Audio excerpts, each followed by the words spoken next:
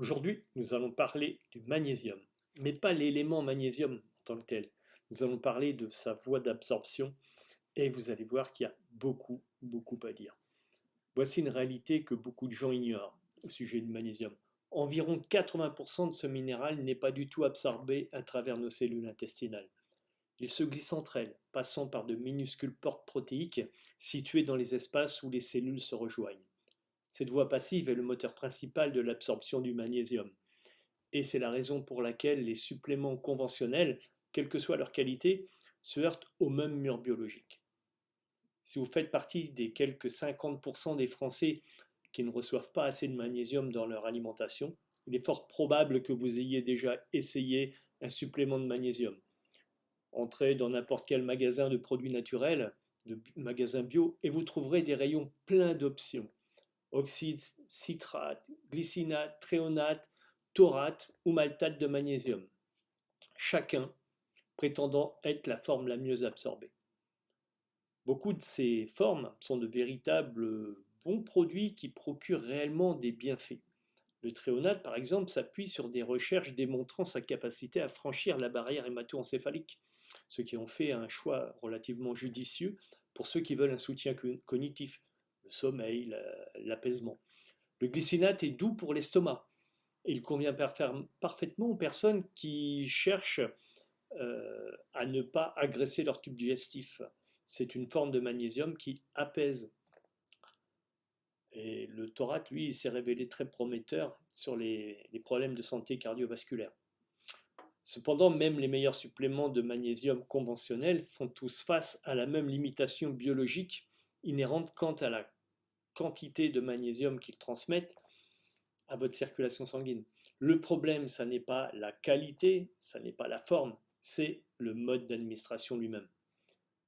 Une fois que vous aurez compris comment votre corps est conçu pour absorber ce minéral, vous verrez pourquoi la technologie liposomale représente un progrès aussi important. Et on verra qu'il y en a une seconde aussi. Votre corps, il possède deux portes d'entrée pour le magnésium. Et l'une d'entre elles réalise 80% du boulot. Imaginez votre paroi intestinale comme un mur de briques. Chaque brique est une cellule. Le magnésium peut pénétrer dans votre corps de deux manières.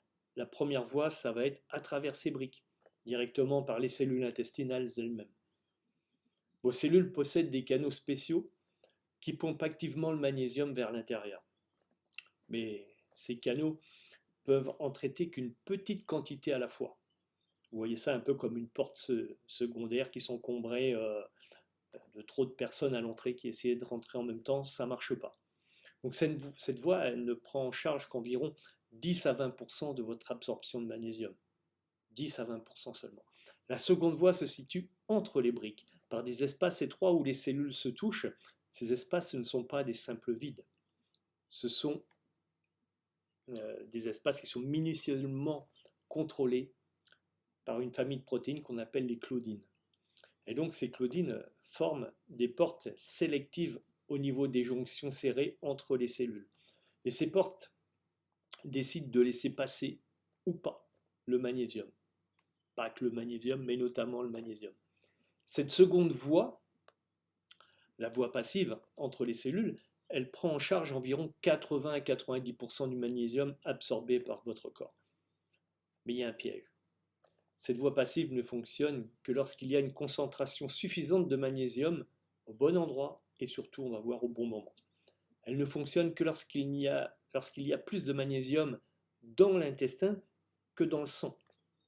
Donc, plus de magnésium dans l'intérieur que l'extérieur de la paroi de l'intestin. Donc, pourquoi votre intestin est parfaitement conçu pour absorber le magnésium des aliments? C'est ici que les choses deviennent relativement intéressantes. La concentration de ces portes de claudine n'est pas la même partout dans votre intestin. Plus on descend dans l'intestin, plus il y en a dans le tube digestif. Il y en a très peu en haut. Et donc, elles vont atteindre, le magnésium va atteindre le maximum de ces portes dans le bas, dans la partie inférieure de l'intestin grêle.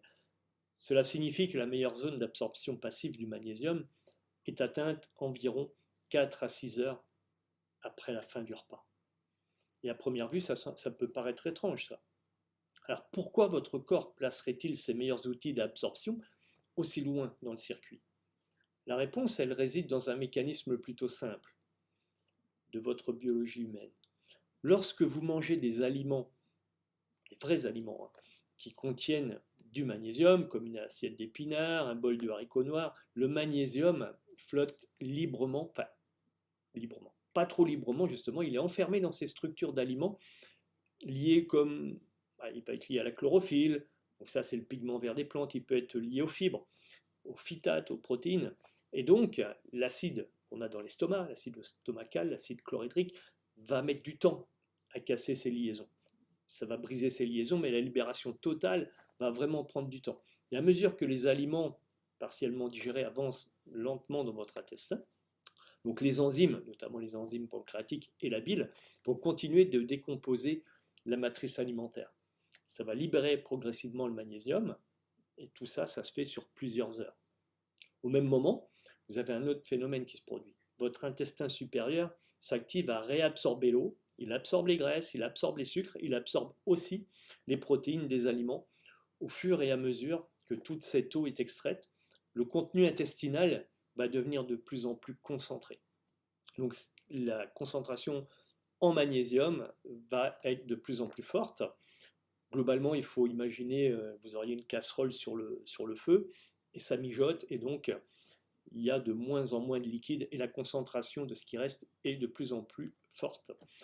Ainsi, au moment où votre contenu intestinal va atteindre la partie inférieure de l'intestin grêle, là où les portes de Claudine sont les plus abondantes, toutes les conditions idéales sont réunies pour qu'il y ait une absorption, pas globale, pas totale, mais une grande partie de magnésium va être absorbée, va être libérée de vos aliments vers le sang.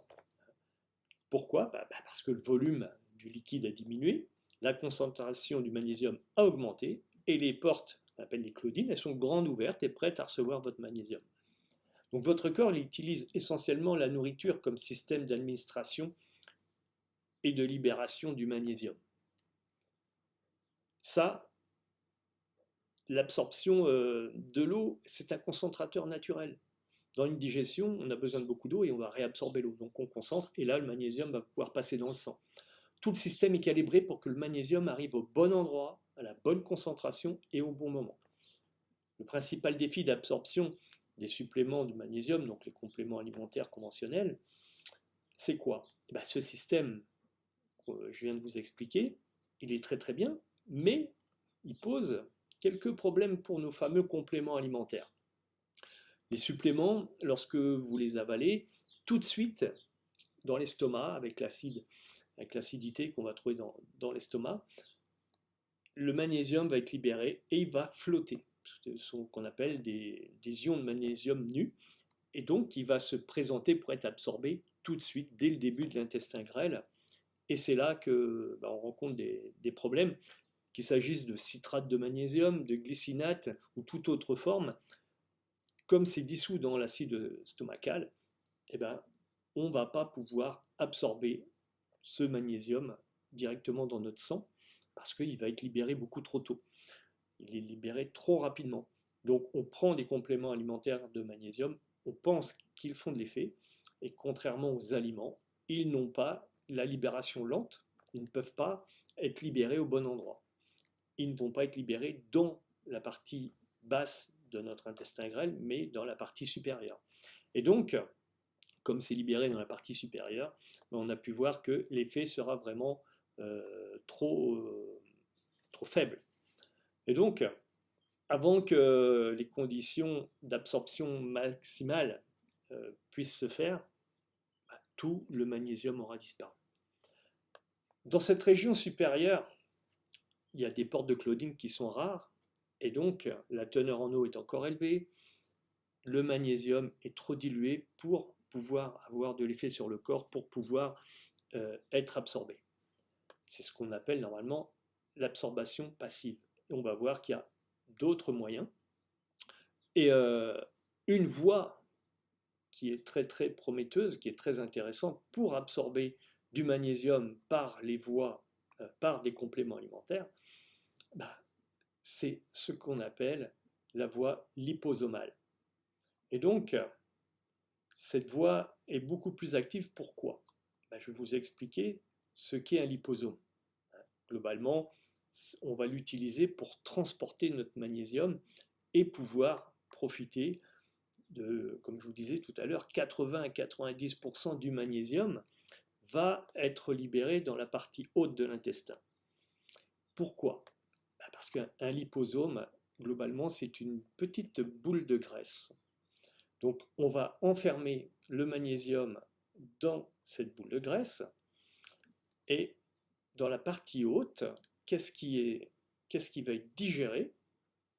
Eh ben, ça va être les graisses, ça va être les protéines, ça va être les sucres, ça va être les fibres, même si une grande partie continue le chemin.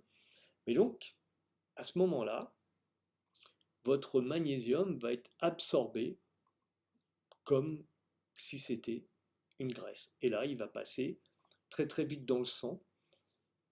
Ça nous permet aussi, contrairement à une voie classique, ça nous permet d'avoir un magnésium qui va être absorbé au niveau du haut de l'intestin grêle, au niveau du duodénum et du gingénum, mais surtout ça va éviter qu'il passe par le foie.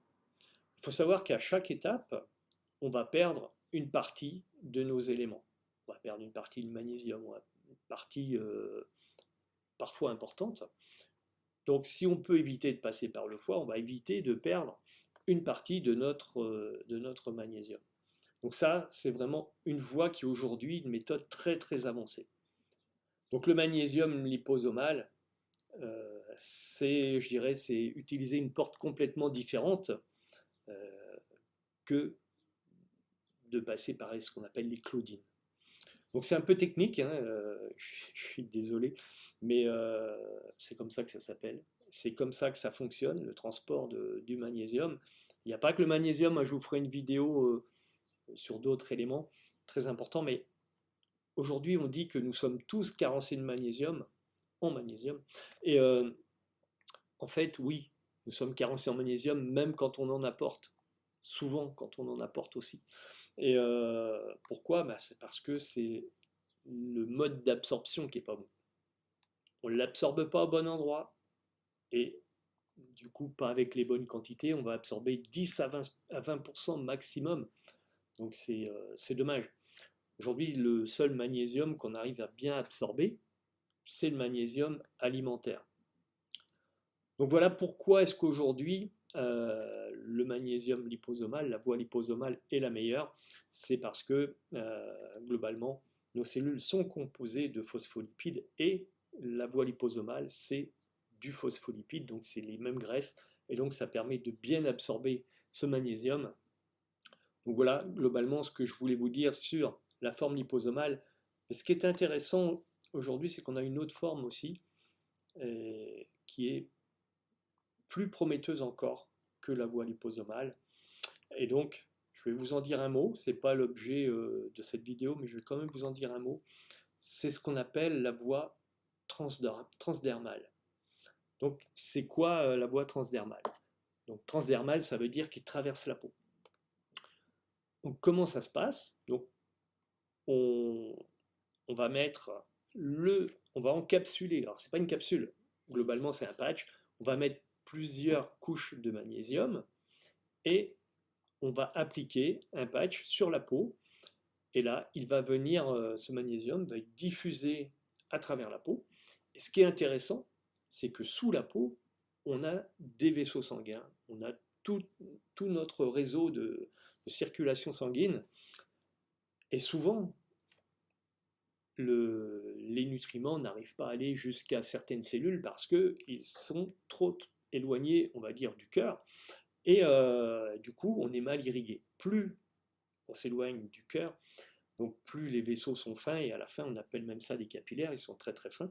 Et là, la voie transdermale, ça va permettre de faire passer directement le magnésium, enfin les différents éléments qu'on veut apporter, mais là, la vidéo porte sur le magnésium, donc ça va faire passer le magnésium directement dans votre sang. On ne passe pas par le foie, il n'y a pas de destruction par l'acide chlorhydrique de l'estomac. Donc on préserve tout notre magnésium, on absorbe toute la dose, et là encore une fois, c'est la bonne dose, au bon moment, au bon endroit. Quand on utilise la voie transdermale, c'est pas tout de suite en 5 minutes. Non, ça va mettre une journée, 2 jours, voire plus, à traverser la peau. Donc c'est une diffusion lente, mais ce qui est génial, c'est que c'est directement dans le sang. Et là, vous avez une forme active du magnésium, c'est ça qui est génial, quoi.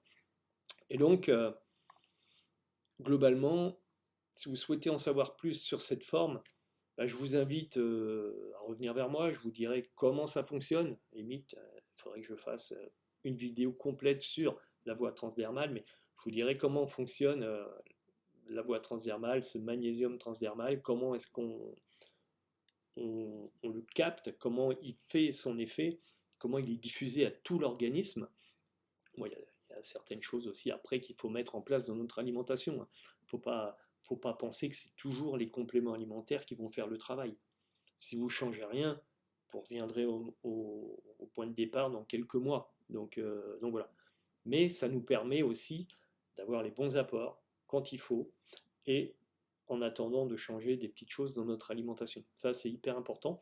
Donc si vous voulez savoir comment ça fonctionne, revenez vers moi. Si vous voulez savoir comment vous les procurer, je vous le dirai, revenez vers moi. N'oubliez pas, je réponds à tous les commentaires. Chose aussi, ben, pensez à liker la vidéo, pensez à vous abonner, activer la cloche des notifications. Ça permet d'envoyer un signal à YouTube pour diffuser un petit peu plus largement les vidéos. Et puis, vous connaissez certainement quelqu'un qui est carencé en magnésium, donc partagez-lui cette vidéo, ce serait sympa pour moi, mais aussi pour la personne en question. On a besoin tous de s'entraider les uns les autres pour rester en pleine santé. Donc voilà, cette vidéo est maintenant terminée et je vous dis à très bientôt.